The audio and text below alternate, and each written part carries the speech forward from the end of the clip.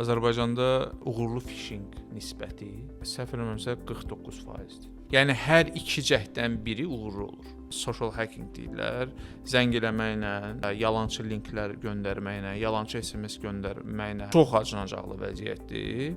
Və ikinci yerdə müqayisəni başa düşmək lazımdır. Azərbaycan dünyada birinci yerdədir bu uğurlu fişinqə görə. İkinci yerdə Yəməndir və orada fişinqin uğur dərəcəsi nisbəti 9%. 5 dəfə fərq var. Bizi dinləyən hamıdan xahiş edirəm. Onlar üçün tələb edirəm ki, Azərbaycanda lisenziyalı investisiya şirkətlərindən başqa heç kimlə heç bir hüquqi münasibətə girməsinlər, pul onlara verməsinlər.